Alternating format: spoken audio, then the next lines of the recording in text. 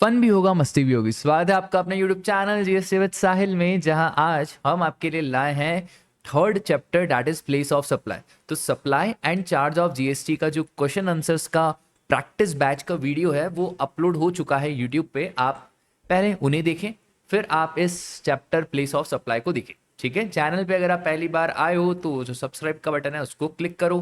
Video को बिना like करे ना देखना। चलो यार शुरू करते हैं। तो sir, place of supply chapter question answers video. आराम से प्लेस ऑफ सप्लाई में से एग्जाम में क्वेश्चन आने की उम्मीद रहती है। चैप्टर बहुत सिंपल है, मात्र 4 सेक्शन है, 10, 11, 12, 13, बस और कुछ भी नहीं।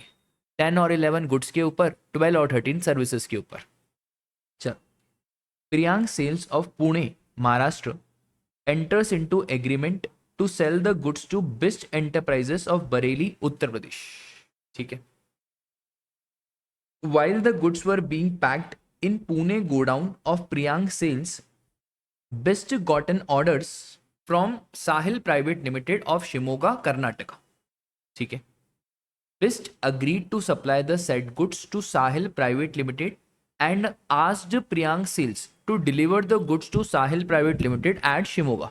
You are required to determine the place of supplies in the above situation. जब भी आपको ऐसा क्वेश्चन आ जाए जहां पे दो या दो से ज्यादा ट्रांजैक्शन हो, my advice would be simply draw a flow chart. जैसे ही आप एक फ्लो चार्ट बनाएंगे ना, आपका क्वेश्चन बहुत हद तक सिंपल हो जाएगा।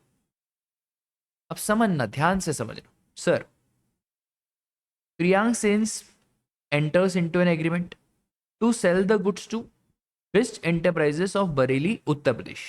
तो एक काम करो, यहां पे आप बनाओ प्रियांक सेल्स।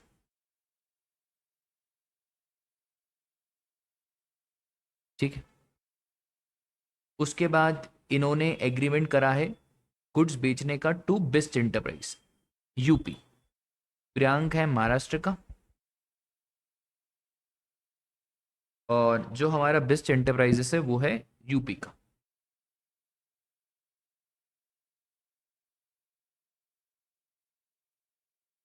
ठीक है, आगे क्वेश्चन क्या बोल रहा है। While the goods were being packed in a Pune godown of Priyank, Bist got an order from Sahil Private Limited. तो भैया बिस्ट को तो ऑर्डर मिल गया साहिल प्राइवेट लिमिटेड कर्नाटका। तो हम एक काम करते हैं, एक और बना देते हैं, साहिल प्राइवेट लिमिटेड कर्नाटका। ठीक है, अब बिस्ट ने बोला प्रियांक तुम एक काम करो, ये जो गुड्स है ये साहिल प्राइवेट लिमिटेड क्या भेज दो, बिल मेरे को भेजना। आगे वाली लाइन में यही बोला हुआ है, ध्यान से देखो क्या बोल रहा है। Bisht gotten orders, Bisht agreed to supply the said goods to Sahil and asked Priyank sales to deliver the goods to Sahil private limited. आपको निकालना है प्लेस ऑफ सप्लाई। अब सर जी, यहां पे टोटल 2 ट्रांजैक्शन, एक ट्रांजैक्शन प्रियांक और बिस्ट के बीच, दूसरा ट्रांजैक्शन बिस्ट और साहिल के बीच। इस मॉडल को पता है आपको क्या बोलते हैं? इस मॉडल को बोलते हैं bill to ship to model. कि बिलिंग किसी और को हो रही है और शिपिंग किसी और को हो रही है। अब इस ट्रांजैक्शन में प्रियांक जो बिल करेगा वो किसको करेगा? बिस्ट को। बट प्रियांक जो शिप करेगा वो किसको करेगा? साहिल प्राइवेट लिमिटेड को। अब sir, bill to ship to model में आपका लगता है 10(1)(b) और 10(1)(b) सिंपल सी बात बोलता है कि जिसकी डायरेक्शन पे गुड्स गए हैं, जिस पर्सन की डायरेक्शन पे गुड्स गए हैं उस पर्सन की लोकेशन को ही हम प्लेस ऑफ सप्लाई बनाएंगे। तो सर किसकी डायरेक्शन पे गए? बिस्ट की डायरेक्शन पे। तो जो पहला ट्रांजैक्शन हुआ ना प्रियांक और बिस्ट के बीच, उस ट्रांजैक्शन में आपको पता है प्लेस ऑफ सप्लाई क्या रहेगा? उस ट्रांजैक्शन में आपका प्लेस ऑफ सप्लाई रहेगा यूपी। और जो दूसरा ट्रांजैक्शन हुआ ना बिस्ट और साहिल प्राइवेट लिमिटेड के बीच, यहाँ पे 10(1)(b) नहीं लगाना है, यहाँ पे आपको क्या ही लगाना है? यहाँ पे आपको 10(1)(a) ही लगाना है। और 10(1)(a तो सिंपल बोलता है where the movement of goods terminates for delivery to the recipient. अब गुड्स का मूवमेंट कहाँ टर्मिनेट हुआ है? कर्नाटका। तो सर यहाँ पे आपका जो प्लेस ऑफ सप्लाई बनेगा वो क्या बनेगा राजा? कर्नाटका। ये पूछा है क्वेश्चन ने और तो कुछ बोला नहीं है, तो सिंपल क्वेश्चन है। आओ भाई, तो सप्लाई बिटवीन, अब देखो हम देखते हैं आंसर कैसे लिखना है। Supply between Priyank and Bisht is bill to ship to, ठीक है, where goods are delivered by Priyank to recipient Sahil private limited और any other person on the direction of third person. Third person बोले तो best enterprises. Place of supply कैसे निकलेगा? 10(1)(b के हिसाब से। 10(1)(b क्या बोलता है? बहुत simple, where the goods are delivered by a supplier to a recipient और any other person on the direction of third person.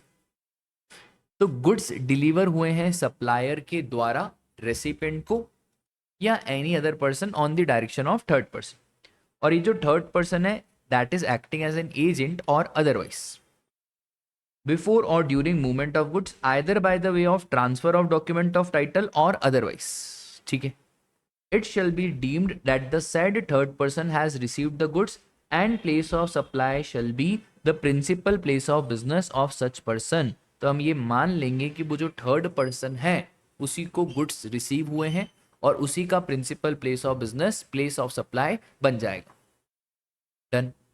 ये वाला जो पैरा है ना ये काफी इंपॉर्टेंट है, ठीक है, इसी पैरा के नंबर है। अब सुनो ध्यान से।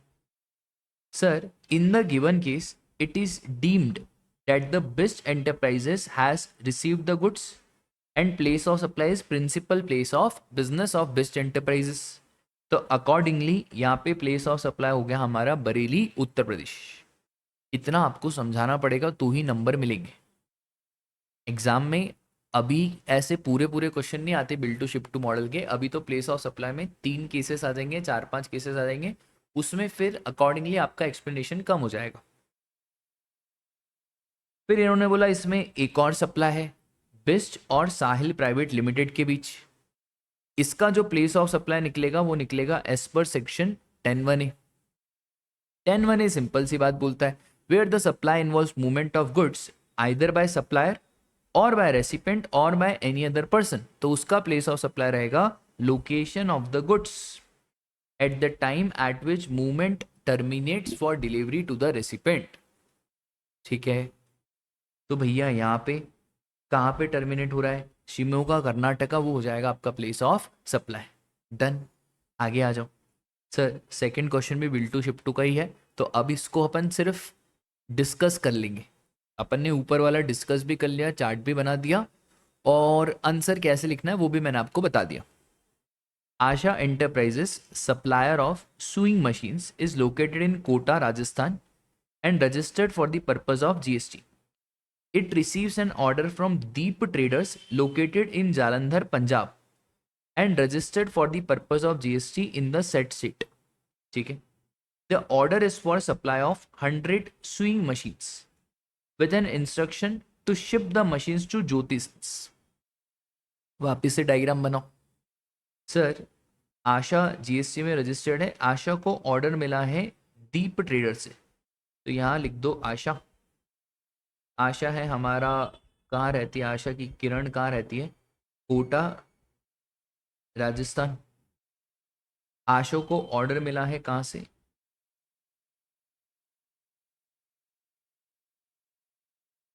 दीप ट्रेडर से।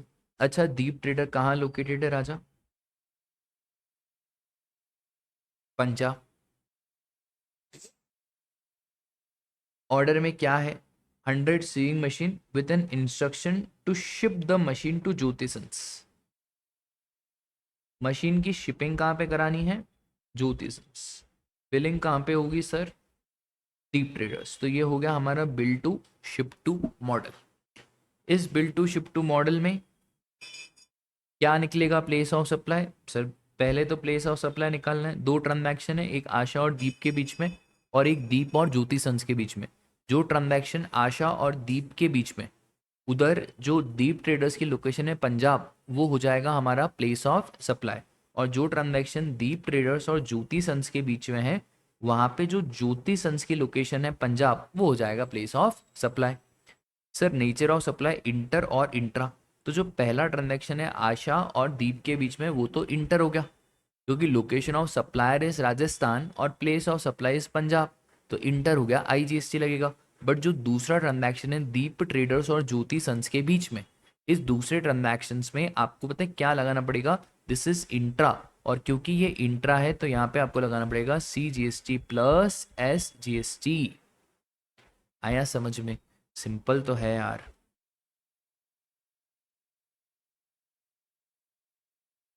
अच्छा यही पूछ रहा है, बताओ CGST SGST और IGST would be applicable in this case. ठीक है, चलो आगे आ जाओ। अब छोटे छोटे क्वेश्चंस कर लेते हैं। In case of domestic supply what is the place of supply where goods are remove? भाई 10(1) लगेगा, जहाँ पे मूवमेंट ऑफ गुड्स टर्मिनेट हो रहा है।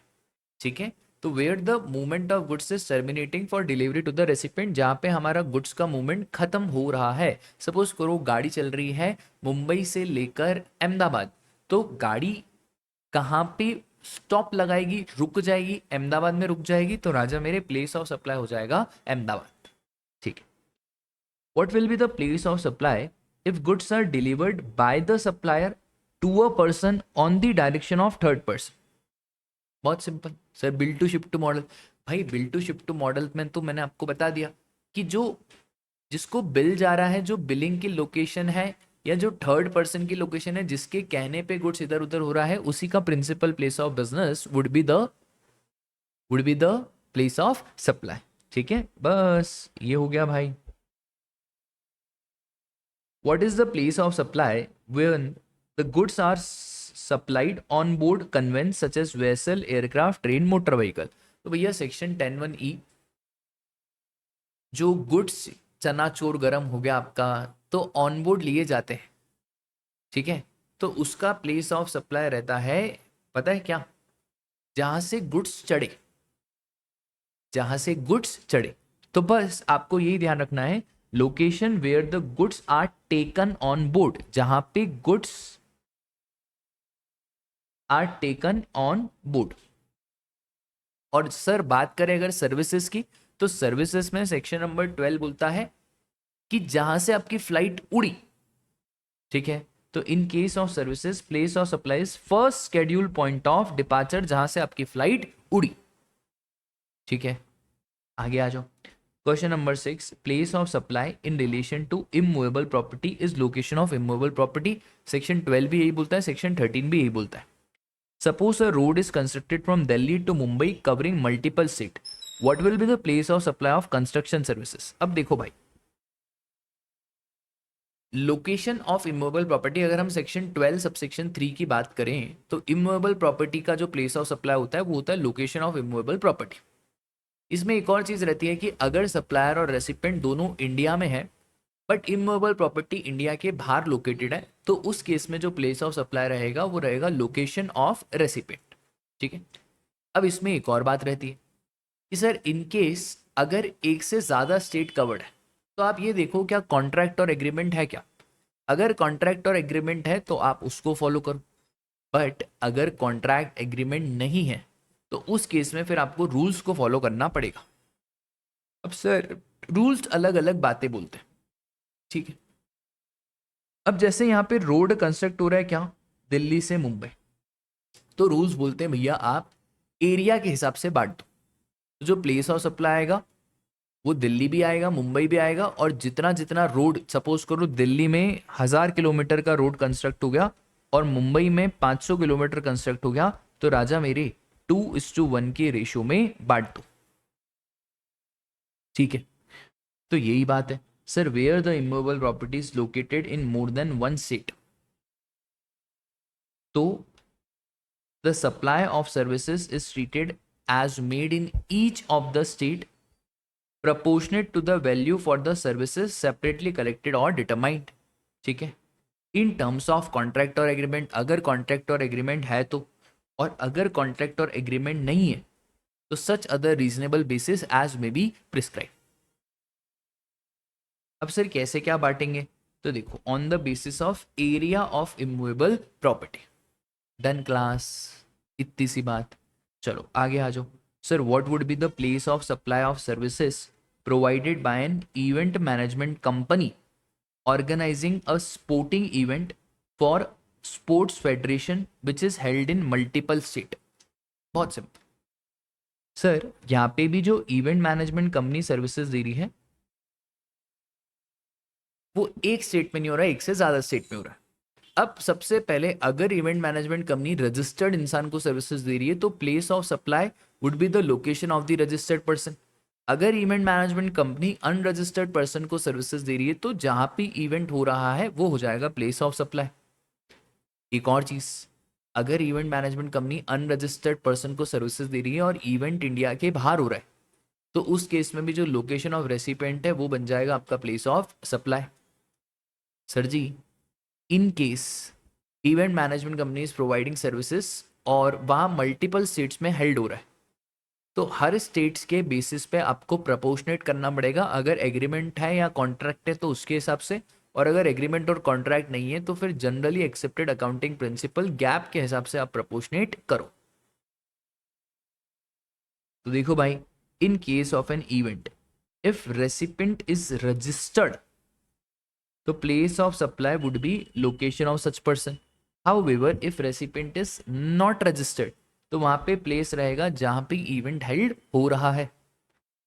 Since the event is held in multiple states and consolidated amount is charge तो place of supply अगर contract agreement है तो उसके हिसाब से, और अगर कॉन्ट्रैक्ट एग्रीमेंट नहीं है तो फिर उस केस में आपको proportionate value of services as decided by generally accepted accounting principle वैसे आपको बांटना पड़ेगा।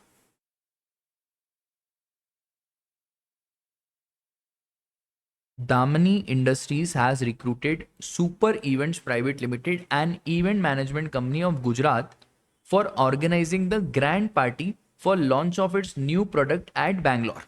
ठीक है, अब इंपॉर्टेंट लाइन ये है कि Damini industries is registered in Mumbai. अब मैंने आपको अभी बता दिया कि इवेंट मैनेजमेंट कंपनी अगर सर्विसेज दे रही है वो रेसिपेंट को जो रजिस्टर्ड है तो place of supply location of recipient that is Mumbai. दूसरा question, determine the place of supply. ओहो यही है भाई, तो Mumbai. Will your answer be different if product launch party is organise at Dubai? तो अगर दुबई में ऑर्गेनाइज हुई, सर अगर आप रजिस्टर्ड इंसान को सर्विसेज दे रहे हो ना तो नो मैटर कि आपका प्रोडक्ट लॉन्च कहाँ हो रहा है उससे फर्क नहीं पड़ेगा, दोनों ही केस में प्लेस ऑफ सप्लाई क्या होगा? मुंबई। चलो आगे आ जाओ। Determine the place of supply for following independent cases. Grand gala events and event management company at Calcutta organizes 2 award functions for Narayan Jewelers of Chennai registered in Chennai at New Delhi and at Singapore। Sir registered है क्या? हाँ registered है तो आपको दिमाग ही नहीं लगाना कि इवेंट कहाँ पे हो रहा है। रजिस्टर्ड है तो place of supply would be Chennai. खत्म कहानी, आगे आ जाओ। Perfect Planners Bengaluru Karnataka is hired by doctor Calvin, unregistered person based in Kochi, Kerala, to plan and organize his son's wedding at Mumbai, Maharashtra। अब सर एक बात बताओ, परफेक्ट प्लानर्स को किसने हायर करा? Doctor Calvin. Doctor Calvin is an unregistered person. अब unregistered person के case में जहां पे इवेंट हो रहा है बस वही बन जाएगा प्लेस ऑफ सप्लाई। तो राजा मेरे इवेंट कहाँ पे हो रहा है? मुंबई महाराष्ट्र, तो प्लेस ऑफ सप्लाई हो जाएगा मुंबई महाराष्ट्र। और will your answer be different if wedding is to take place in Malaysia? तो अगर हमारी वेडिंग मलेशिया में हो रही है तो यहाँ पे प्लेस ऑफ सप्लाई हो जाएगा लोकेशन ऑफ रेसिपेंट, और लोकेशन ऑफ रेसिपेंट बोले तो डॉक्टर कैल्विन कहाँ के रहने वाले हैं? कोची, केरला। आया समझ में? बहुत सिंपल है यार, कुछ भी नहीं है। मतलब आपको ऐसे ध्यान रखना है कि जो भी इवेंट मैनेजमेंट सर्विसेज है ये किसको दी जा रही है? रजिस्टर्ड को दी जा रही है, लोकेशन ऑफ रेसिपेंट कुछ दिमाग मत लगाओ। अनरजिस्टर्ड को दी जा रही है तो कहां पे इवेंट हो रहा है। इन केस अगर इवेंट इंडिया के बाहर हो रहा है तो फिर वापस से लोकेशन ऑफ रेसिपेंट। ठीक है, बहुत बढ़िया, simple. Mister Murthy, an unregistered person and a resident of Pune Maharashtra, hires the services of Sun Limited, an event management company registered in Delhi, for organizing the new product launch in Bangalore, Karnataka. Determine the place of supply of services provided by Sun Limited. Very very simple. Sir ये higher कर रहे हैं services of sun limited. अब ये जो सन limited है वो कहाँ रजिस्टर्ड है? दिल्ली में रजिस्टर्ड है। हमको उससे लेना देना ही नहीं है सन लिमिटेड कहाँ रजिस्टर्ड है, हमें लेना देना है मूर्ति जी से। क्या मूर्ति जी रजिस्टर्ड है अनरजिस्टर्ड है? मूर्ति जी अनरजिस्टर्ड है। तो कहाँ पे इवेंट हो रहा है? इवेंट हो रहा है बेंगलुरु कर्नाटका। तो प्लेस ऑफ सप्लाई हो गया हमारा बेंगलुरु कर्नाटका।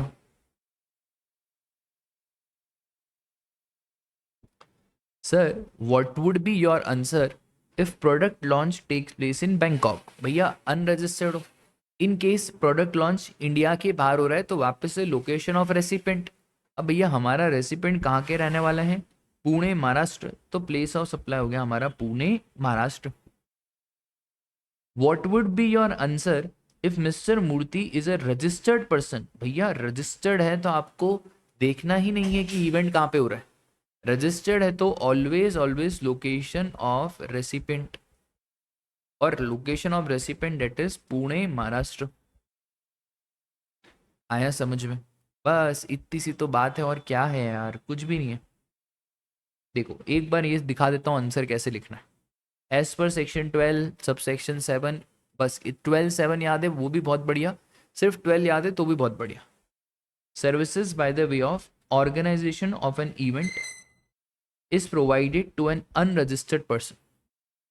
तो उस केस में place of supply is the location where the event is actually held, and if the event is held outside India, the place of supply is location of recipient. Since in the given case the service recipient is unregistered and event is held in India, तो फिर उस case में place of supply क्या होगा? Location where event is actually held. तो पहले case में Bengaluru Karnataka, India के बाहर हो रहा है तो location of recipient that is Pune Maharashtra, और ऑर्गेनाइजेशन ऑफ इवेंट की सर्विसेज रजिस्टर्ड पर्सन को दी जा रही है तो वहां पे place of supply location of recipient. तो sir location of recipient that is Pune Maharashtra. आया समझ में? Simple. Aerospace airlines having registered place of business in Mumbai under GST issued a ticket from London to Delhi to Mr. Ajit Khanna, a resident of Agra, UP, who is not registered under GST. Determine the place of supply. Passenger transportation services के case में अगर आप registered person को services दे रहे हो तो location of recipient, but अगर आप अनरजिस्टर्ड पर्सन को सर्विसेज दे रहे हो तो उस केस में हमारा जो प्लेस ऑफ सप्लाई रहेगा वो रहेगा location from where the flight departs. तो जहां से आपकी फ्लाइट ने डिपार्ट करा, जहां से आपका first schedule point of departure है, जहां से फ्लाइट ने उड़ी मारी या जहां से पैसेंजर फ्लाइट में चढ़ा, वो होगा आपका प्लेस ऑफ सप्लाई। ठीक है, सब में एक ही बात है, आपको ये वर्ड याद रखना है, where the passenger embarked on the conveyance for the continuous journey, जहां से पैसेंजर ने अपना पहला कदम फ्लाइट पे रखा। तो यहाँ पे सर पैसेंजर ने पहला कदम फ्लाइट पे रखा कहाँ पे? तो लंदन से दिल्ली की टिकट इशू करिए, तो भैया लंदन से दिल्ली तो लंदन से ही चढ़ा होगा, तो फिर प्लेस ऑफ सप्लाई यहाँ पे क्या हो जाएगा? लंदन। ठीक है। What will be the place of supply of passenger transportation service if a person travels from Mumbai to Delhi and back to Mumbai? तो मुंबई टू दिल्ली और फिर वापस से कहाँ पे? मुंबई। अब यहाँ पे एक जर्नी नहीं है, यहाँ पे दो जर्नी है, एक तो मुंबई टू दिल्ली और दूसरा दिल्ली टू मुंबई। अब इन केस रजिस्टर्ड है तो लोकेशन ऑफ रेसिपेंट दिमाग ही नहीं लगाना, बट अगर अनरजिस्टर्ड है तो उस केस में जहां से पैसेंजर चढ़ा, अब मुंबई टू दिल्ली है तो कहाँ से चढ़ा, मुंबई, और फिर जब वापस आएगा तो कहाँ से चढ़ा, दिल्ली, तो यहाँ पे प्लेस ऑफ सप्लाई कितनी बन गई, दो प्लेस ऑफ सप्लाई बन गई। तो देखो भाई ध्यान से, in case person is registered, location of recipient, in case अगर रजिस्टर्ड नहीं है तो जहाँ से चल रहा है तो मुंबई, और जब वो रिटर्न आ रहा है तो फिर दिल्ली। फिर what is the place of supply for mobile connection, can it be the location of supplier. अब मोबाइल कनेक्शन में बहुत सारी बातें कि भाई प्रीपेड है, पोस्टपेड है, तो बहुत सारी बातें हैं। यहाँ पे देखो,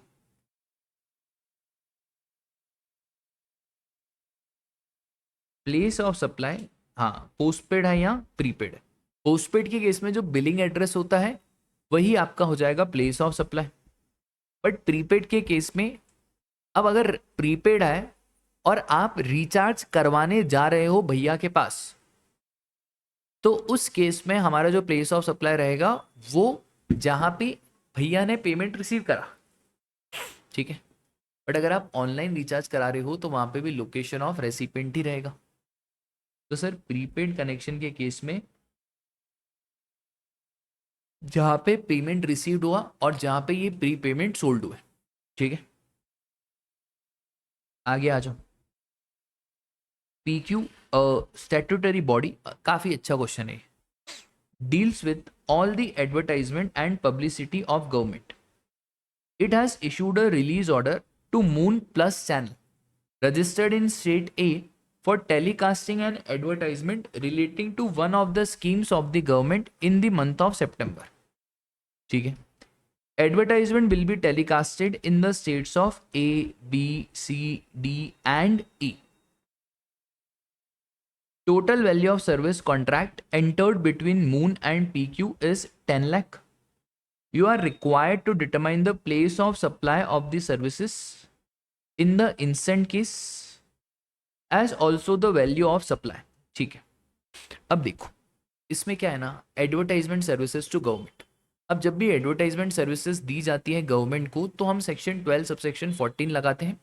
12-14 बोलता है भाई एडवर्टाइजमेंट सर्विसेज टू गवर्नमेंट में आपको अगर कॉन्ट्रैक्ट है, एग्रीमेंट है तो उसकी बात मानो, अगर कॉन्ट्रैक्ट एग्रीमेंट नहीं है तो रूल्स के हिसाब से चले जाओ।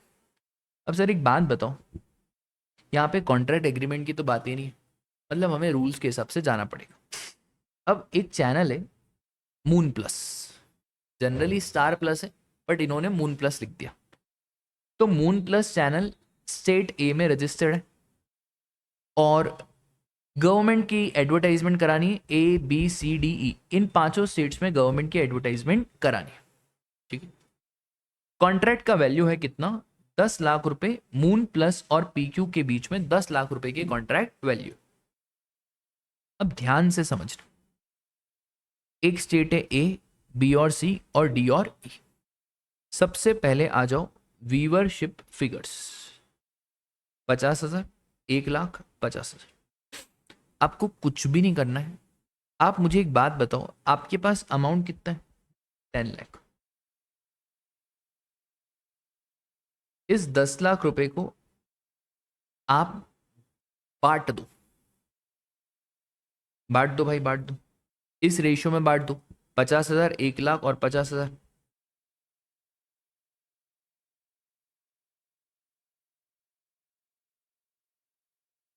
तो ये रेशियो हो गया 1:2:1, ठीक है। बांटो, 10 लाख को बांटो, तो 10 लाख डिवाइड बाय 4, तो ये आया 2.5 लाख, 5 लाख और 2.5 लाख, ठीक है। अब समझना ध्यान से, हमारे पास कितनी स्टेट्स हैं, 5। अब ए का तो दिमाग ही नहीं लगाना, बट सर ये बी और सी का कंबाइंड डेटा दिया हुआ, तो बी और सी का जो स्टेट का कंबाइंड डेटा दिया हुआ है इसको हमको और टुकड़े करने पड़ेंगे एज पर सेंसस। तो 5 लाख 180/20, तो मैं एक काम करता हूँ इधर तो लिख देता हूँ 2.5 लाख, 180/20 दैट इज 9:1। तो 5 लाख को अगर हम 9:1 में बांटें तो ये हो गया हमारा 4.5 लाख। फिर उसके बाद आ जाओ अगेन 2.5 लाख। अब ये डी और ई का दिया हुआ है तो वापस से बांटो, तो 4:1 में बांटेंगे तो ये आ गया हमारा 2 लाख।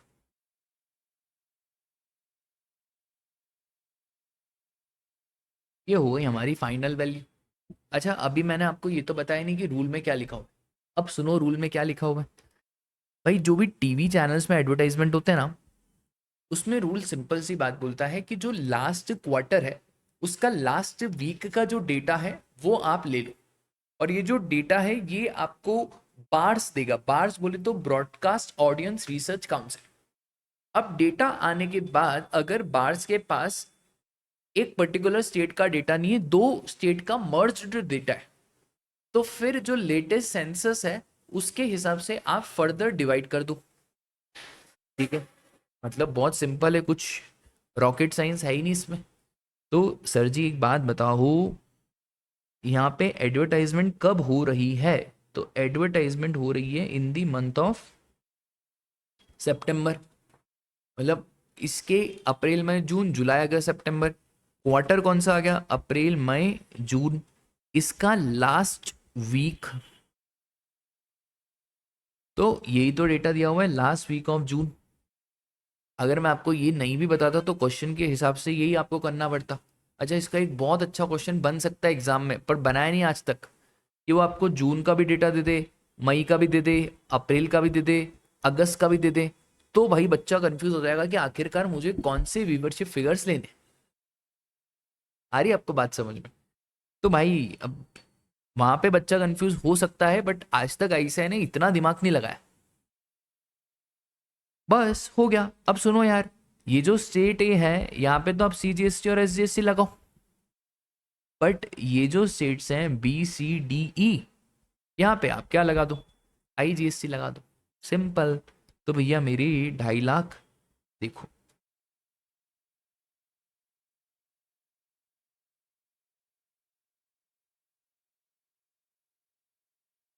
22,500 सीजीएसटी, 22,500 एसजीएसटी, 4.5 लाख उसका 18%, 50,000 उसका 18%, 2 लाख उसका 18%, और वापस से 50,000 का 18%, ऐसे करके हमारा पूरा क्वेश्चन खत्म हो गया। ठीक है, अब इसमें है ना आईसीएआई ने लिखा बहुत ज्यादा है। देखो कभी कभार आईसीएआई को तो देखो कॉपी पेस्ट करना रहता है, आप उससे घबराया मत करो। हमको क्या लिखना है? आपको ये एज पर सेक्शन 1214 लिखना है कि प्लेस ऑफ सप्लाई क्या रहेगा। वो जो मैंने आपको बताया कि अगर कॉन्ट्रैक्ट एग्रीमेंट है तो वो, और अगर कॉन्ट्रैक्ट एग्रीमेंट नहीं है तो रूल्स के हिसाब से। ठीक है, और रूल्स में बस आपको इतना ही लिख देना कि viewership figure for the last week for the last quarter as published by BARC, and in case BARC published the data for 2 states, then the data is to be further bifurcated on the basis of latest census। बस इतनी सी बात आपको ध्यान रखनी। Done, खत्म कहानी।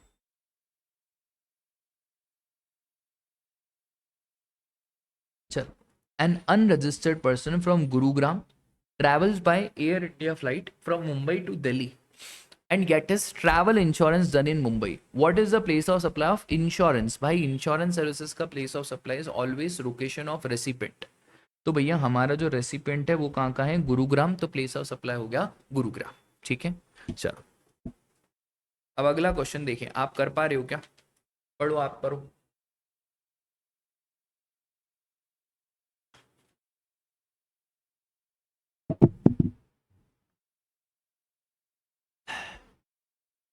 A person from Mumbai goes to Kullu Manali and takes some services from ICICI Bank in Manali. What is the place of supply? एक पर्सन है, कहाँ से गया भाई? मुंबई से। कहाँ पे? कुल्लू मनाली। और सर्विसेज ले रहा है फ्रॉम आईसीआईसीआई बैंक इन मनाली। तो सर प्लेस ऑफ सप्लाई क्या रहेगा? राजा, बैंकिंग के केस में प्लेस ऑफ सप्लाई आपको बताऊं मैं क्या रहता है। अब अगर बैंक वालों के पास केवाईसी करी हुई है और लोकेशन मौजूद है, तो location of recipient would be the place of supply. But in case अगर बैंक वालों के पास कोई केवाईसी नहीं करी हुई है और रेसिपेंट का लोकेशन नहीं है, तो location of supplier would be the place of supply. तो यहाँ पे a person from Mumbai goes to Kullu Manali and takes some services from ICICI bank.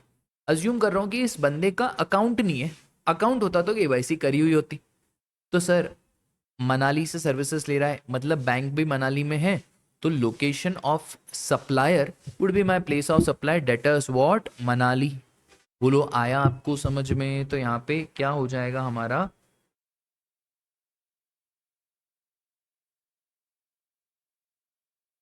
हाँ Kullu Manali one and the same thing. तो place of supply will be the Kullu. However अगर account होता तो मुंबई। इन्होंने diplomatic answer दिया कि दोनों ही आंसर हो सकते हैं, बट यहाँ पे क्वेश्चन को थोड़ा क्लियर होना चाहिए कि इसका अकाउंट है या नहीं है। Dubriyal technocrats limited registered in Gurgaon Haryana is engaged in manufacturing heavy steel machinery. It enters into an agreement with Minesharp Associates registered in Delhi for imparting motivational training to the top management of Dubrial Technocrats in a 5 days residential motivation training program at an agreed consideration of rupees 20 lakh. ठीक है, माइनशार्प ने conference book करा along with the rooms of hotel chamcham registered in Rajasthan for the training program for lump sum consideration of 12 lakh. You are required to determine the place of supply. बहुत simple question भाई। ये दुबड़ियाल technocrat से जो कहाँ registered है, गुड़गांव हरियाणा, अपन नाम लिख देते हैं।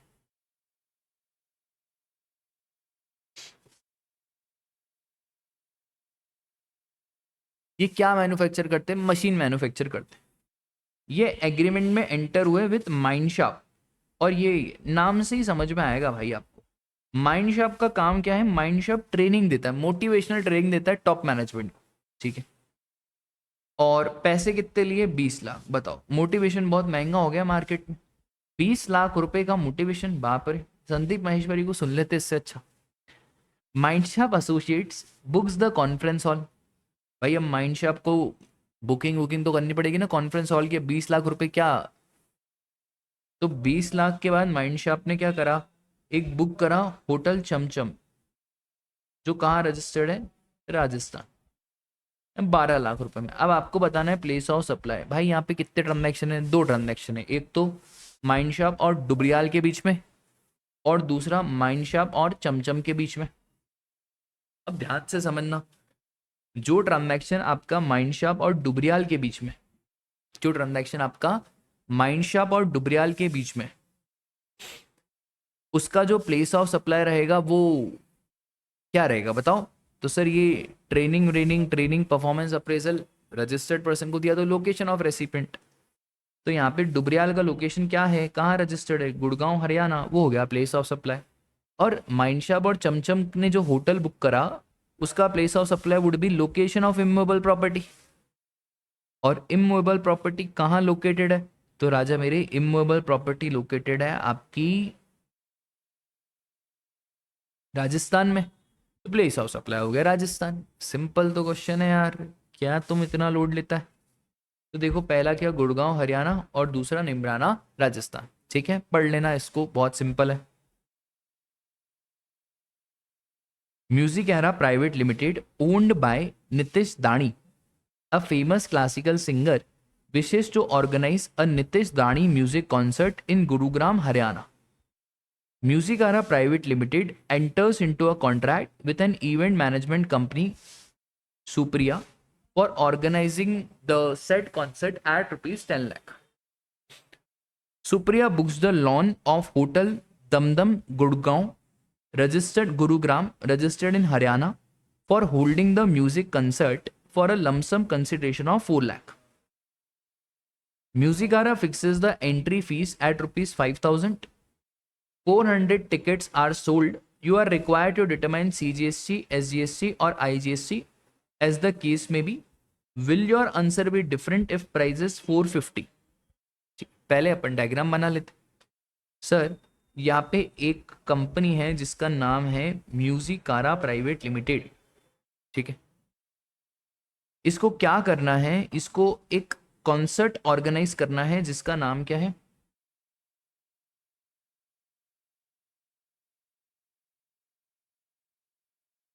नीतीश दानी म्यूजिक कॉन्सर्ट। कहाँ पे करना है इनको, गुरुग्राम, ठीक है।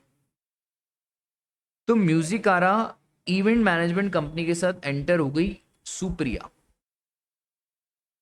ठीक है, जो दिल्ली में रजिस्टर्ड है। और सुप्रिया ने बोला 10 लाख रुपए हम लेंगे। और जो सुप्रिया है ना, सुप्रिया ने होटल बुक करा, होटल दमदम, जो हरियाणा में रजिस्टर्ड है। दमदम वालों ने इनसे ले लिए 4 लाख रुपए। म्यूजिकारा ने टिकट फिक्स करी, कितनी टिकट फिक्स करी भाई म्यूजिकारा ने, 5,000 रुपए। बताओ भाई, इतनी तो अरिजीत सिंह की नहीं होती। अब आपको प्लेस ऑफ सप्लाई निकालना भाई, बहुत सिंपल। जो ट्रांजैक्शन सुप्रिया और दमदम के बीच में हुआ है होटल का, वहां पे location of immovable property Dumdum, that is Haryana, ये हो गया प्लेस ऑफ सप्लाई। जो ट्रांजैक्शन सुप्रिया और म्यूजिकारा के बीच में हुआ है इवेंट मैनेजमेंट का, वहां पे location of recipient that is music era की लोकेशन, तो म्यूजिकारा की लोकेशन ये रहा, लुधियाना पंजाब। और जो ट्रांजैक्शन म्यूजिकारा कंज्यूमर्स के साथ करेगी, तो उसका जो प्लेस ऑफ सप्लाई रहेगा वो जहां पे इवेंट हो रहा है। इवेंट कहाँ पे हो रहा है, तो इवेंट हमारा हो रहा है गुरुग्राम हरियाणा, वो हो गया उसका प्लेस ऑफ सप्लाई। एक और चीज इन्होंने बोला है, वो तो चलो ठीक है, will your answer be difference if price is 450। Sir अगर टिकट 500 रुपए से कम होती है तो वो एग्जेम्प्ट हो जाता है, क्योंकि क्लासिकल सिंगर है। तो अगर भैया 500 रुपए से कम होती है तो वो एग्जेम्प्ट हो जाता है, फिर वहां पे कोई जीएसटी की बात ही नहीं होगी। और जब जीएसटी की बात ही नहीं होगी तो प्लेस ऑफ सप्लाई निकालने का कोई मतलब नहीं है। वो सिर्फ ये वाले ट्रांजेक्शन, बाकी सबका तो place of supply as it is निकलेगा जैसा निकला हुआ है, ठीक है। तो भाई सिंपल सा तो गेम है। पहला, म्यूजिकारा जो ऑडियंस को सर्विस दे रही है, तो इसका सर इवेंट का जो प्लेस ऑफ सप्लाई अब ये अनरजिस्टर्ड को देने हैं, तो जहां पे हमारा इवेंट हो रहा है वो हो गया प्लेस ऑफ सप्लाई। तो देखो एज पर 12(6) admission to a cultural event shall be the place where the event is actually held. So therefore place of supply would be the location of hotel Dumdum, ठीक है। तो यहाँ पे समझो ध्यान से। अच्छा सर सप्लायर कौन है, तो सप्लायर हमारा म्यूजिकरा, और ये जो म्यूजिकरा है कहाँ का है ये, तो ये पंजाब का है। इवेंट हो रहा है हरियाणा, तो आईजीएसटी लगाओ भाई। तो आईजीएसटी लगेगा 20 lakh into 18%, 3,60,000। Services by Supriya to music era private limited by organising the music concert. ये भी सिंपल है सर। अब ये कौन सा कॉन्ट्रैक्ट है, तो सुप्रिया म्यूजिकरा प्राइवेट लिमिटेड को सर्विसेज दे रही, ठीक है। लोकेशन ऑफ रेसिपेंट, म्यूजिकरा की जो लोकेशन है वो क्या है, तो लुधियाना पंजाब, सुप्रिया दिल्ली। यहाँ पे भी आईजीएसटी लगेगा 10 लाख के ऊपर।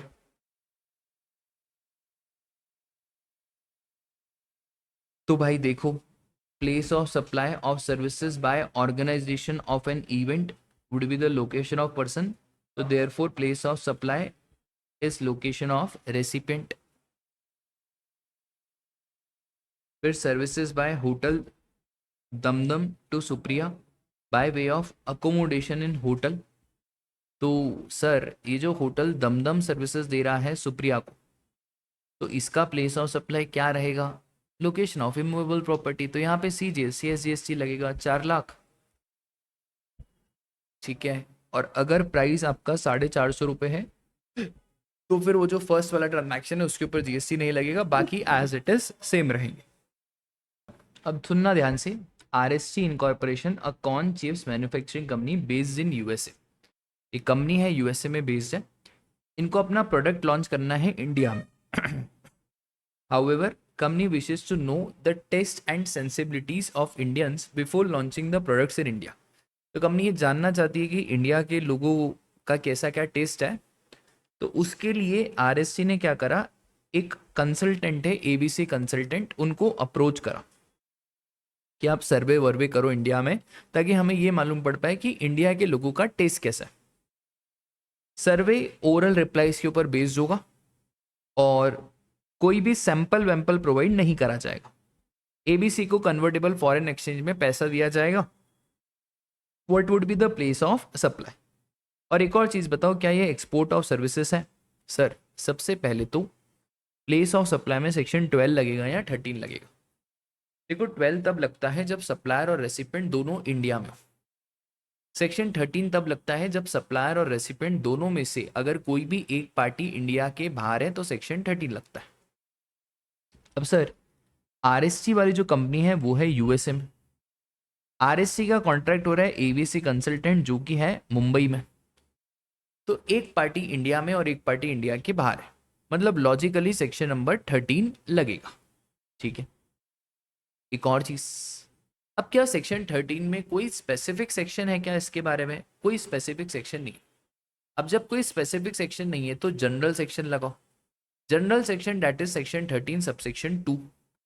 जनरल सेक्शन बहुत सिंपल सी बात करता है कि सर अगर आपके पास रेसिपेंट का एड्रेस अवेलेबल है तो लोकेशन ऑफ रेसिपेंट, और इन केस अगर आपके पास एड्रेस अवेलेबल नहीं है तो लोकेशन ऑफ सप्लायर।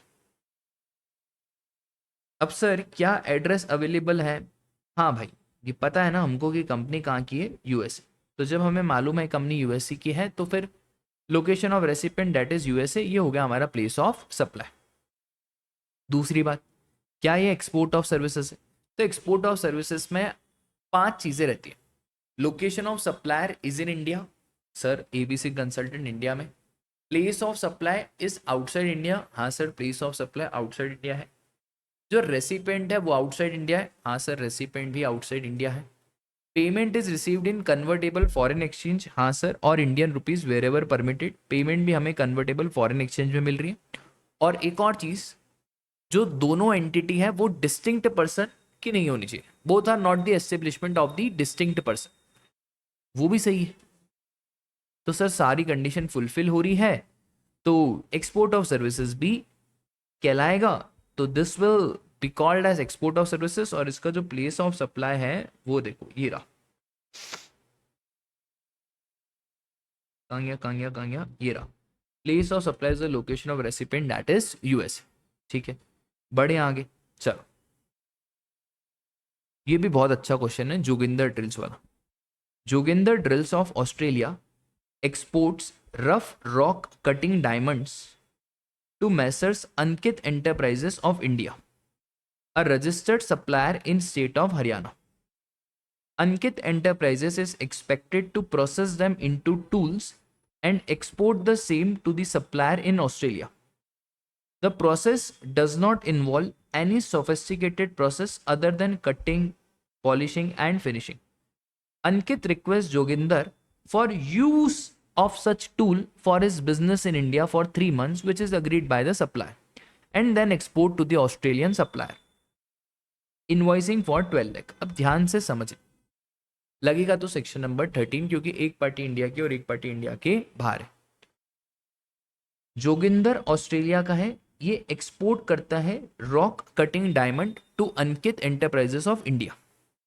अंकित इसके ऊपर कुछ काम करता है और काम करने के बाद ऑस्ट्रेलिया में एक्सपोर्ट कर देते। ठीक है, अब यहाँ पे कटिंग पॉलिशिंग फिनिशिंग होती है। अब इसमें एक पॉइंट था कि अगर कोई भी गुड्स इंडिया में टेम्पररी आ रहा है, कटिंग पॉलिशिंग हो रही है और उसके बाद वापस से वो बाहर जा रहा है, तो इसका जो प्लेस ऑफ सप्लाई है ना वो सेक्शन 13 सबसेक्शन 2 के हिसाब से निकलेगा। दैट इज हमको जनरल सेक्शन लगाना है। ठीक है, बट एक चीज का ध्यान रहे कि गुड्स इंडिया में यूज ना हो। अगर गुड्स इंडिया में यूज हो गया फिर सेक्शन 13 सबसेक्शन 3 लगेगा, दैट इज परफॉर्मेंस रिलेटेड। तो जहां पे गुड्स पे परफॉर्मेंस जहां हुई है वो बन जाएगा प्लेस ऑफ सप्लाई। अब सर जी यहाँ पे गुड्स इंडिया में यूज हुआ है तो लिखा है ना, फॉर 3 months, क्योंकि गुड्स इंडिया में यूज हुआ है तो इसका जो प्लेस ऑफ सप्लाई है ना वो बन जाएगा हमारा क्या, इंडिया, क्योंकि इंडिया में यूज हुआ है। ठीक है, तो सर अब तो यहाँ पे दिक्कत हो गई। हाँ ठीक है, तो ये देखो अंकित को क्या लग रहा है कि एक्सपोर्ट ट्रांजैक्शन है, जीरो रेटेड है और कोई टैक्स पेबल नहीं है। क्या अंकित को सही लग रहा है? नहीं सर, अंकित को बिल्कुल गलत लग रहा है। ये एक्सपोर्ट ट्रांजैक्शन है ही नहीं, क्योंकि place of supply he India हो गया। तो ये एक्सपोर्ट की वो जो कंडीशन है वो फुलफिल नहीं करी, तो ये एक्सपोर्ट में नहीं आएगा। और जबकि ये एक्सपोर्ट में नहीं आया तो it is not zero rated supply. देखो भाई, एक्सपोर्ट की कंडीशन क्या है? Place of supply of services must be outside India. तो place of supply of services which are temporarily imported into India for any other treatment process and are exported after such treatment process without being put to use in India other than that is required for treatment process is the location of the recipient. तो sir यहाँ पे place of supply क्या रहेगा? Where the services are actually performed, that is India. ठीक है, तो export of services है ही नहीं, रेसिपिएंट आउटसाइड इंडिया है, प्लेस ऑफ सप्लाई सेक्शन 13 से गवर्न होगा और सेक्शन 13 के हिसाब से place of supply is India और IGST लगेगा। और एज्यूमिंग 12 लाख के अंदर GST इंक्लूडेड है तो 12 लाख इंटू 18 डिवाइडेड बाई 118, बस खत्म कहानी। ठीक है, चलो आगे आ जाओ। XY limited registered in Rajasthan received legal services from an attorney in UK in relation to registration of a trademark in UK. A consideration of £8,000 was paid by the company to attorney in UK, determine the place of supply and suggest if XY is required to pay tax under reverse charge. बहुत simple है, section number 13 लगेगा। Sir legal services कोई specific section नहीं है, general section लगाओ। General section मतलब location of recipient, तो location of recipient हमारा राजस्थान रहे, वो हो जाएगा प्लेस ऑफ सप्लाई। जनरली बात करूँ तो ये इंपोर्ट ऑफ सर्विसेज का मामला है। Import of services for consideration section 7(1)(b), no matter business use से पर्सनल यूज से सप्लाई बनेगा और GST तो लगेगा ही लगेगा। और रिवर्स चार्ज मैकेनिज्म में XY लिमिटेड को GST देना पड़ेगा। Place of supply section 13, specific नहीं जनरल लगाओ, लोकेशन ऑफ रेसिपेंट। और this is the case of import of services. और इंपोर्ट ऑफ सर्विसेज के केस में if supplier non taxable territory में है और जो रेसिपेंट है वो इंडिया में है, टैक्सेबल टेरिटरी में है, तो recipient is the person liable to pay tax under reverse charge, तो रेसिपेंट को GST देना पड़ेगा। XYZ Limited has obtained a loan from a foreign bank. The company does not have an account with the foreign bank from whom it has taken the loan. Whether RCM liability under GST law should be discharged in this regard for import of services, provide relevant legal provision. Sir XYZ ने loan लिया है कहाँ से? Foreign bank से। Company does not have an account with the foreign bank. अब एक चीज हमेशा याद रखना कि भाई सेक्शन नंबर 13,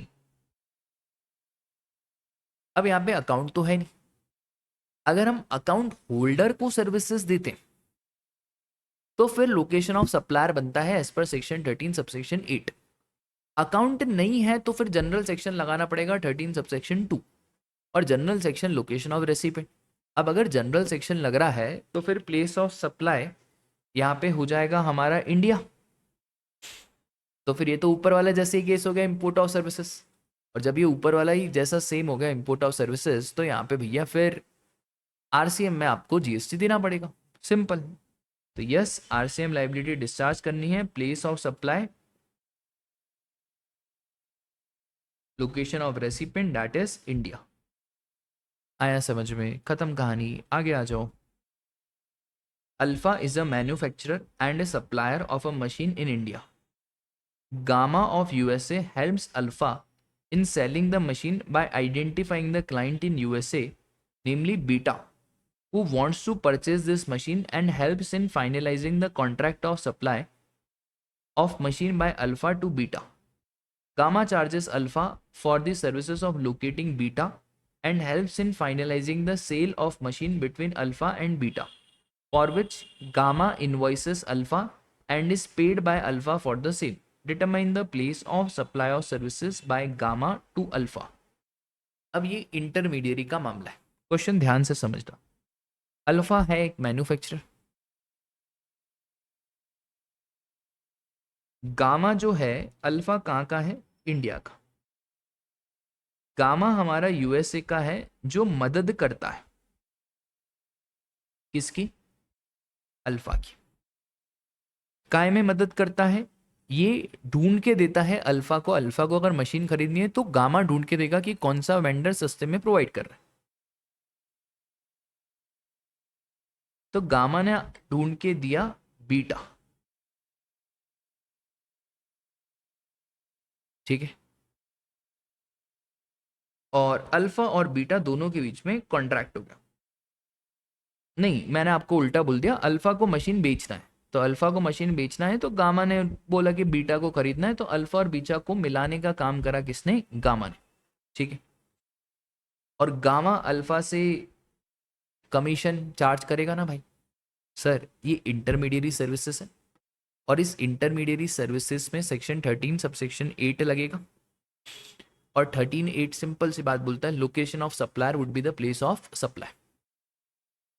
सप्लायर कौन है भाई, गामा हमारा सप्लायर है ना, गामा सर्विसेज दे रहा है, इसकी लोकेशन क्या है, यूएस है, तो ये हो गया हमारा प्लेस ऑफ सप्लाई, ठीक है। देखो ध्यान से, 13(8)(b) place of supply would be location of supplier that is US. अब यहाँ पे पहले पूरा समझाना पड़ेगा कि सेक्शन 13(8) क्या बोलता है कि इंटरमीडियरी सर्विसेज का लोकेशन ऑफ सप्लायर होता है। फिर क्वेश्चन ने ये भी समझाया कि what do you mean by term intermediary. तो इंटरमीडियरी का मतलब ब्रोकर, एजेंट या any other person who arranges or facilitates the supply of goods, services or both or securities between two or more person, but does not include a person who supplies such goods or services or both on his own account। मतलब मुद्दे की बात क्या है, intermediary का मतलब ही simple सा होता है जो दो लोगों को मिलाने का काम करता है। यहाँ पे आप खुद सर्विसेज नहीं दे रहे हो, ठीक है। और फिर एक सर्कुलर में ये बताया था कि 3 पार्टीज होनी चाहिए, 2 सप्लाई होनी चाहिए। Intermediary will be acting as an agent और ब्रोकर। इंटरमीडियरी खुद से ऑन अकाउंट में कोई सर्विसेज नहीं देगा। सब contracting is not an intermediary services, ठीक है। जो सब कॉन्ट्रैक्टिंग है that is not a intermediary services, वो एक आपका प्रिंसिपल कॉन्ट्रैक्ट है। बस इतनी सी बात जो आपको ध्यान रखनी है। आ जाओ, ये देखो, alpha and beta are the two principals. Gamma is facilitating the supply, तो gamma is providing the ancillary supply between alpha and beta. ABC Private Limited provides support services to foreign customer in relation to procuring goods from India. The company identifies the prospective vendors, reviews product quality and pricing, and then shares the vendor detail with the foreign customer. Foreign customer directly places the purchase order on the Indian vendor for purchase of specified goods. ABC charges foreign customer cost plus 10% markup. Company has charged 1 lakh for the services। आपको बताना है क्या, export of service. अब यहाँ ध्यान से समझना, ABC company है न्यू दिल्ली, वो सपोर्ट सर्विसेज देती है। कौन सी सर्विसेज, सपोर्ट सर्विसेज। किसको देती है, फॉरेन कस्टमर्स को सपोर्ट सर्विसेज देती है, ठीक है।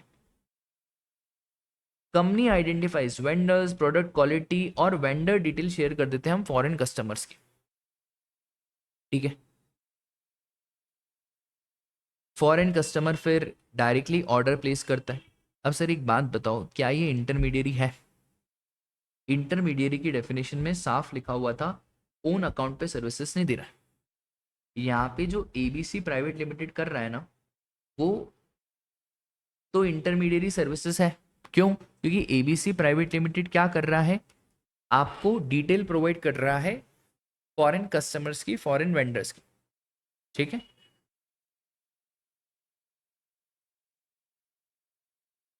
और सर सेक्शन 13(8) क्या बोलता है, इंटरमीडिएट सर्विसेज का location of supplier would be the place of supply. तो यहाँ पे जो लोकेशन ऑफ सप्लायर है वो क्या है हमारा, न्यू दिल्ली, वो हो जाएगा हमारा प्लेस ऑफ सप्लाई।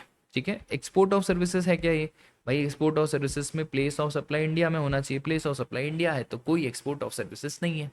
ठीक है, 25 बहुत सिंपल है भाई, इमूवेबल प्रॉपर्टी दिल्ली महाराष्ट्र, अगर दोनों पार्टी इंडिया में सेक्शन 12 लगाओ, प्रॉपर्टी कहाँ सिचुएटेड है, न्यूयॉर्क, सेक्शन 12 स्पेसिफिकली बोलता है सप्लायर रेसिपिएंट इंडिया में और इमूवेबल प्रॉपर्टी इंडिया के बाहर है, तो place of supply would be location of recipient that is Maharashtra, Delhi New York, section 13 लगाओ, सेक्शन 13 भी लोकेशन ऑफ इमूवेबल प्रॉपर्टी को ही बोलता है प्लेस ऑफ सप्लाई, तो न्यूयॉर्क बन जाएगी हमारी place of supply.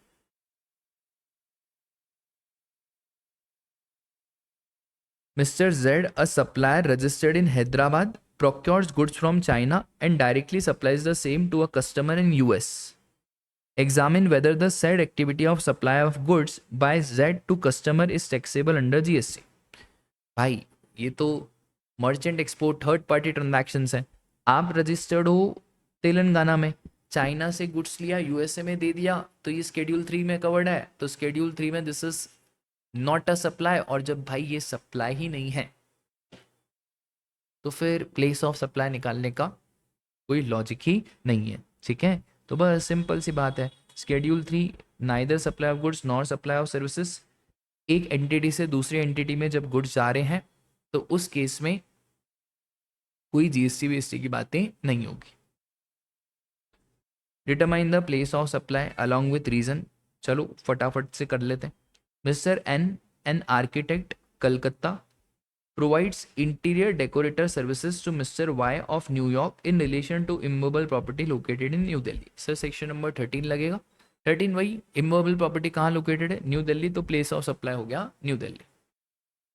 Mister A, a chartered accountant registered in Calcutta, supplies services to his client in Bhubaneswar, registered in Bhubaneswar. Sir C S आपकी services का कोई स्पेसिफिक सेक्शन नहीं है, तो सेक्शन नंबर 12 लगाओ, और सेक्शन 12 में general section location of recipient that is Bhubaneswar would be the place of supply. ABC limited of Patna imported certain goods from XYZ Limited.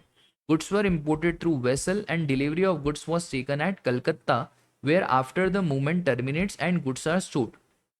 बहुत सिंपल है, सेक्शन नंबर 11 बोलता है कि इंपोर्ट के केस में location of importer would be the place of supply. तो location of importer कहाँ का है, पटना, तो Patna would be the place of supply. Mister X registered in Guwahati has availed landline services from BSN, telephone is installed in Calcutta and billing addresses in Guwahati. तो भाई ये जो landline services रहती है ना, जो ये फिक्स्ड लैंडलाइन इंस्टॉल्ड होती है, तो ये जहाँ पे इंस्टॉल्ड हुआ वो जाएगा place of supply that is Calcutta. आगे आओ, Mr. X residing in Chennai is traveling with an Indian airline aircraft and is provided with movie on demand services for ₹100 as onboard entertainment during Delhi Chennai leg of a Bangkok Delhi Chennai flight. Sir ये जो onboard services है ना, इसमें जहाँ से आपकी flight चली, तो भैया बैंगलोर दिल्ली चेन्नई है, तो फ्लाइट आपकी बैंकॉक दिल्ली है, तो बैंकॉक से चली, तो place of supply would be Bangkok. X of Calcutta purchase online tickets for Aquatica water park, जहां पे वाटर पार्क है that would be the place of supply that is Mumbai. Z unregistered person of Calcutta sends a courier from New Delhi to his friends in Chennai Tamil Nadu while he was on trip to New Delhi.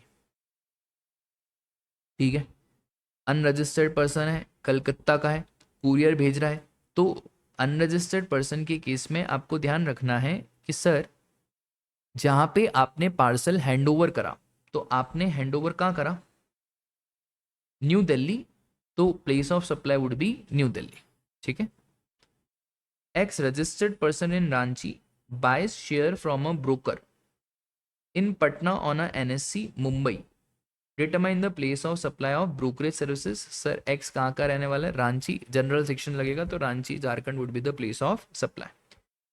XYZ Limited New Delhi enters into a contract with an Indian Airlines for supply of biscuit packets for further supply by airline to the passenger in Calcutta Guwahati sir biscuit जहाँ पे on board हुए वो हो जाएगी place of supply, that is Lucknow. खत्म कहानी। Place of supply in following independent cases. Mr. Sahukar boards the New Delhi Kota train at New Delhi. Sahukar sells the goods taken on board by him at New Delhi in the train at Jaipur. तो भैया मेरे goods आपका भले जयपुर में बिका पर on board कब लिया गया, तो ऑन बोर्ड लिया गया इन न्यू दिल्ली, तो जहां पे goods were taken on board वो बन जाएगा हमारा place of supply, that is new Delhi. Simple. Vidyut Private Limited imports electric food processor from China for its kitchen store in Noida. Bhai, Vidyut location of importer, that is Uttar Pradesh should be the place of supply. Atmaram, a manager in bank, is transferred from Bareilly, Uttar Pradesh to Bhopal, Madhya Pradesh. Atmaram family is stationed in Kanpur, Uttar Pradesh. He hires Gokul Carriers of Lucknow, Uttar Pradesh, registered in Uttar Pradesh, to transport his household goods from Kanpur to Bhopal. Sir, goods कहाँ से उठाए? कानपुर से, तो place of supply would be Kanpur. Bholunath, a resident of New Delhi, opens his saving account in New Delhi branch of Best Bank after undergoing the KYC process. He goes to Amritsar for some official work and withdraws money from Best Bank ATM in Amritsar, thereby crossing his limit of free ATM withdrawals. Sir, हमारा account है क्या? हाँ, हमारा account है। अगर हमारा account है तो फिर लोकेशन ऑफ रेसिपेंट, हम कहाँ का हैं? हम न्यू दिल्ली के हैं, तो place of supply would be New Delhi. खत्म कहानी।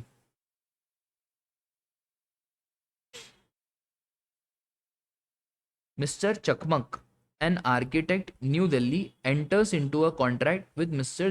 Jisan of New York to provide professional services in respect of immovable property in Pune, New York to place of supply। भाई अगर एक भी इंडिया में आ गया तो भाई प्लेस ऑफ सप्लाई हो जाएगा हमारा पुणे।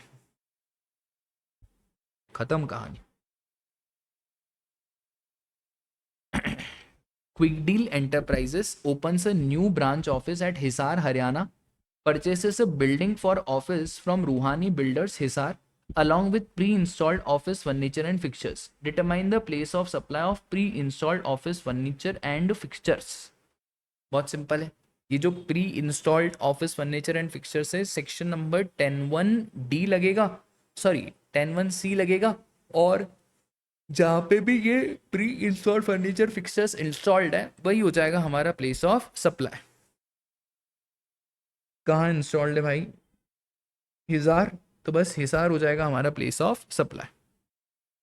सुप्रा events, N event management company, organises an award function for Chirag, registered. भाई रजिस्टर्ड है तो UP would be the place of supply. Answer will different, नहीं आंसर डिफरेंट नहीं होगा, रजिस्टर्ड में कोई दिमाग ही नहीं लगाना, जहां पे रजिस्ट्रेशन है वही हो जाएगा आपका place of supply. Riya is a person registered in Mysore, Karnataka.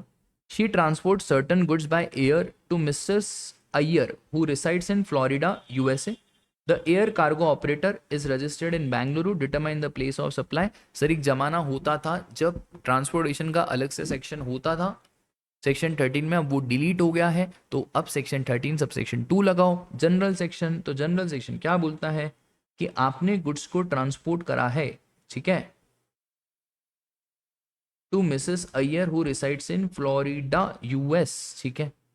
Recipient कहाँ का है? तो रेसिपेंट है Riya, Riya is Mysore, Karnataka. Mysore, Karnataka would be place of supply. Simple, location of recipient. Question number 31, determine the place of supply. Crystal Clear Waters Limited is a manufacturer of mineral waters and registered under GST. अब ये बहुत अच्छा question है। CCWL,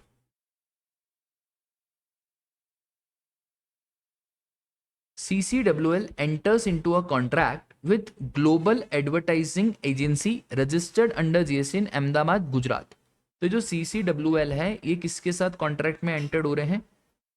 global advertising agency, ठीक है।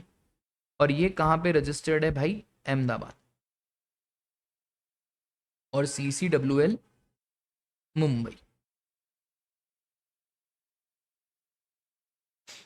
For displaying its advertisement on hoardings at an award event organise at convention centre Gandhinagar Gujarat on 31/10/2023. ठीक है. The structure on which hoardings are to be displayed is taken on rent by GAA from Mr. Kapoor. अब एक चीज याद रखना, GAA ने एक structure लिया है मिस्टर कपूर से जहां पे होर्डिंग्स डिस्प्ले होगी किसकी, CCWL की. क्वेश्चन ने पूछा क्या वो देखो. Place of supply for tax invoice to be raised by GAA to CCWL. अब यहाँ पे बच्चा कंफ्यूज हो जाता है. यहाँ पे उसको लगता है इमोबल प्रॉपर्टी रेंट पे ली है, तो जहां इमोबल प्रॉपर्टी की होगी CBIC का एक सर्कुलर आया था. भाई वो ये कपूर और इसका तो पूछ ही नहीं रहा ना, वो इन दोनों के बीच के ट्रांजैक्शन का प्लेस ऑफ सप्लाई पूछ रहा है. और इन दोनों का जो ट्रांजैक्शन है वो जनरल ट्रांजैक्शन है, कोई स्पेसिफाइड सेक्शन 12 में कहीं फॉल नहीं करता. तो इन दोनों को जो ट्रांजैक्शन है वहां जनरल सेक्शन लगाएंगे, और जनरल सेक्शन सिंपल बात बोलता है लोकेशन ऑफ रेसिपिएंट. और रेसिपिएंट कहाँ का है, मुंबई, तो place of supply would B Mumbai Maharashtra. ठीक है. तो हमेशा याद रखना क्वेश्चन पूछ क्या रहा है वो इंपॉर्टेंट है. CBIC के सर्कुलर्स बहुत सारे हैं, बट क्वेश्चन ने क्या पूछा वो इंपॉर्टेंट है. Sunil unregistered person resident of Delhi and is currently posted in Dehradun, Uttarakhand.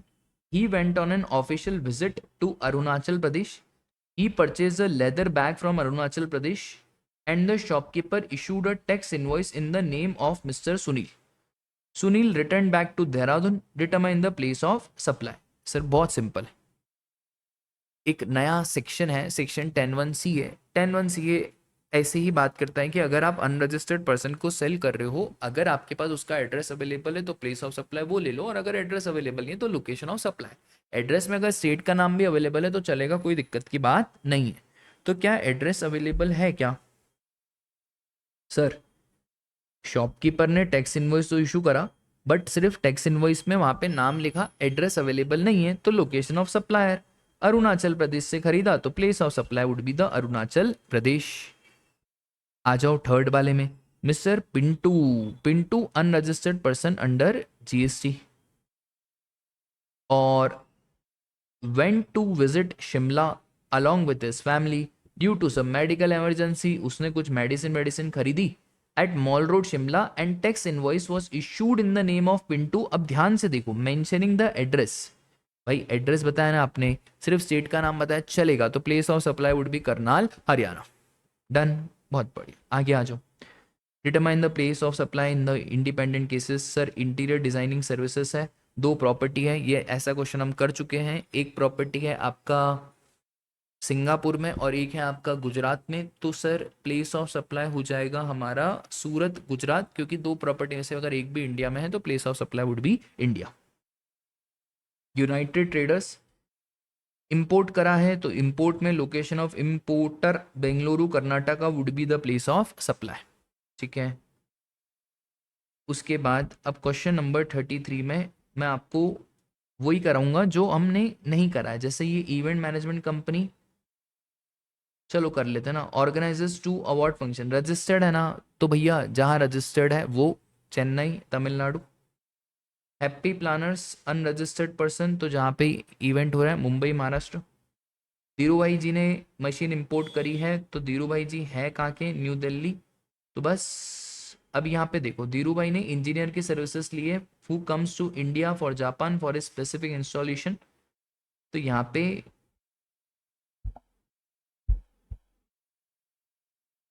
इन्होंने इंस्टॉलेशन का लिया है, हाँ सेक्शन 13 की बातें करी है. तो यहाँ पे ये ध्यान से समझना, धीरू भाई ने मशीन तो इंपोर्ट कर ली, ये मशीन का पूछ ही नहीं रहे. ये क्या पूछ रहे हैं, धीरू भाई ने जो इंजीनियर लिया है वो इंडिया आया है फ्रॉम जापान फॉर इंस्टॉलेशन. तो सर इंडिया आया है फॉर इंस्टॉलेशन, तो सर्विसेज परफॉर्म कहाँ हुई है, इंडिया में. तो भाई बस न्यू दिल्ली में परफॉर्म हुई है, वो हो जाएगा place of supply. Gogoi professional services दे रहा है तो mister George of New York in relation to immovable property located, जहाँ immovable property located Pune, that would be the place of supply.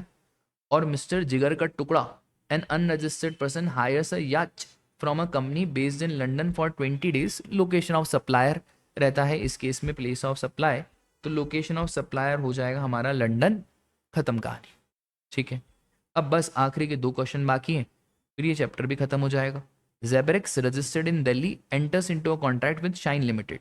तो Zebrex ने शाइन लिमिटेड के साथ कॉन्ट्रैक्ट करा, और शाइन लिमिटेड जो है वो एक एडवर्टाइजमेंट कंपनी है जो गुरुग्राम हरियाणा में रजिस्टर्ड है, to arrange the display of advertisement of Zebrex newly launched product on an hoarding placed in Marine Drive Mumbai for initial 3 months of the launch of the product. ठीक है।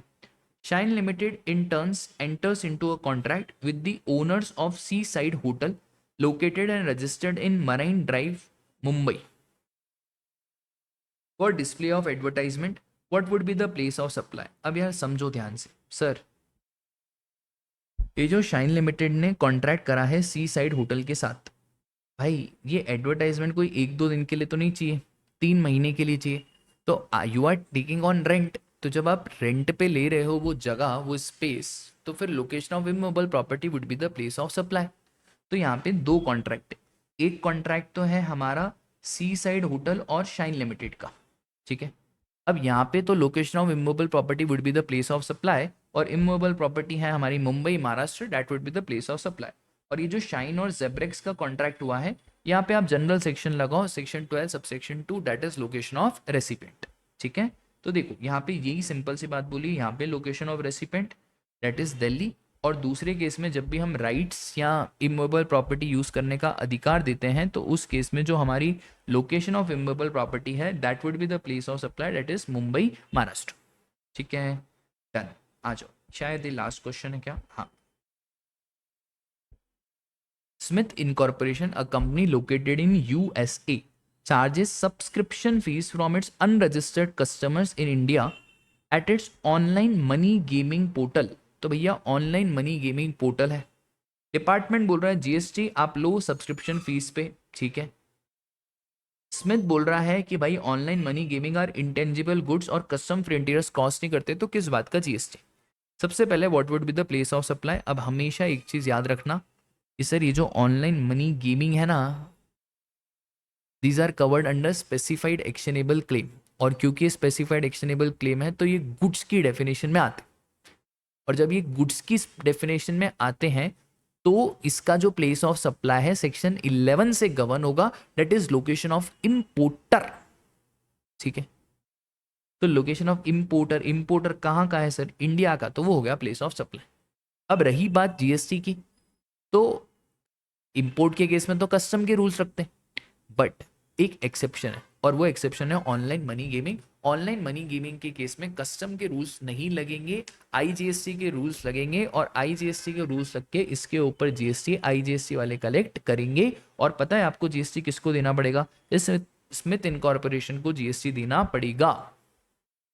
तो sir section 11 goods imported, location of importer, तो location of imported that is India, और as per the proviso to section 5 subsection 1 IGST on goods imported is collected as per the custom tariff act, और value भी custom वाले ही बताएंगे। But intangible goods के case में ये बिल्कुल भी पॉसिबल नहीं है कि कस्टम वाले वैल्यू कैसे बताएंगे, क्योंकि फिजिकली गुड्स तो क्रॉस हो ही नहीं रहे।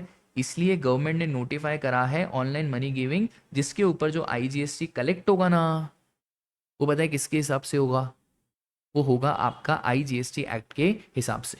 ठीक है। तो sir import of goods GST लगेगा, और स्मिथ वालों को ही जीएसटी देना पड़ेगा, और अगर इन्होंने नहीं दिया तो हम इनकी वेबसाइट को ब्लॉक कर देंगे। ठीक है। तो या तो आप कोई अपना रिप्रेजेंटेटिव इंडिया में बिठाओ, रजिस्ट्रेशन कराओ और जीएसटी का पेमेंट करो, और अगर रिप्रेजेंटेटिव नहीं है तो कोई बंदा आपको इंडिया में बिठाना पड़ेगा, तो स्मिथ भाई को जीएसटी देना पड़ेगा।